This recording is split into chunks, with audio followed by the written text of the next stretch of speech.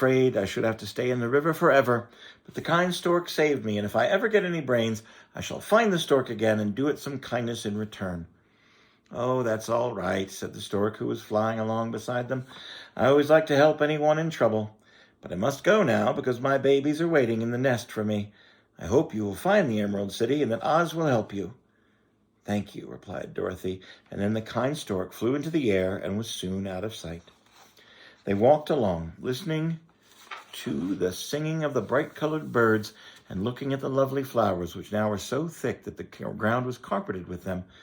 There were big yellow and white and blue and purple blossoms, beside great clusters of scarlet poppies, which were so brilliant in color they almost dazzled Dorothy's eyes. "Aren't they beautiful?" the girl asked, and she breathed in the spicy scent of the flowers. "I suppose so," answered the Scarecrow. "When I have brains, I shall probably like them better." "If only I had a heart, I should love them," added the Tin Woodman. "I always did like flowers," said the Lion. "They seem so helpless and frail, but there are none so in the forest, quite so bright as these."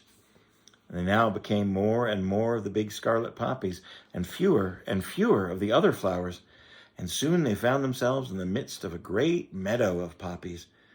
Now, it is well known that when there are so many of these flowers together, that their odor is so powerful that anyone who breathes it in will fall asleep.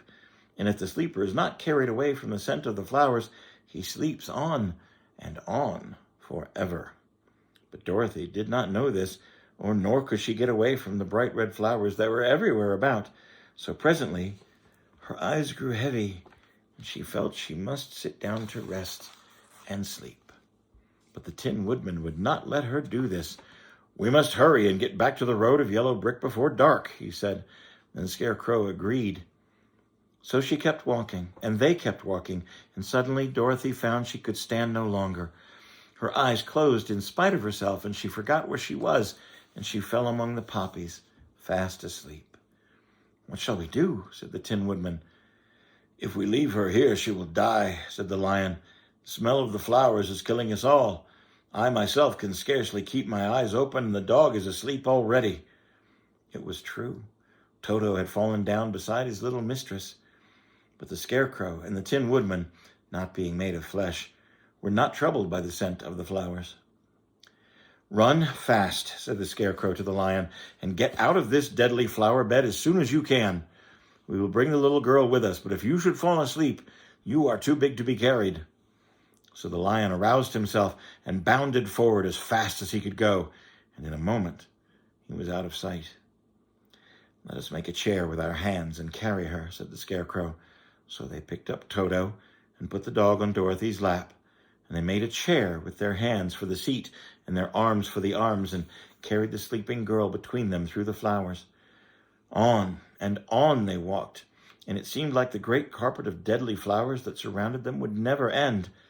They followed the bend of the river, and at last came upon their friend the Lion, lying fast asleep among the poppies. The flowers had been too strong for the huge beast, and he had given up at last and fallen only a short distance from the end of the poppy bed, where the sweet grass spread in beautiful green fields before them. "There's nothing we can do," said the Tin Woodman sadly. "He is much too heavy to lift. We must leave him here to sleep forever, And perhaps he will dream that he has found courage at last. I'm sorry, said the Scarecrow. The lion was a very good comrade for one so cowardly. But let us go on. They carried the sleeping girl to a pretty spot beside the river, far enough away from the poppy field to prevent her breathing any more of the poison of the flowers, and they laid her gently on the soft grass and waited for the fresh breeze to waken her.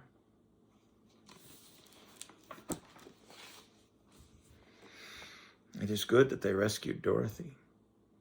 But what will happen to the lion? Well, I hope you'll join me again very soon. Thank you for listening. Love you a lot.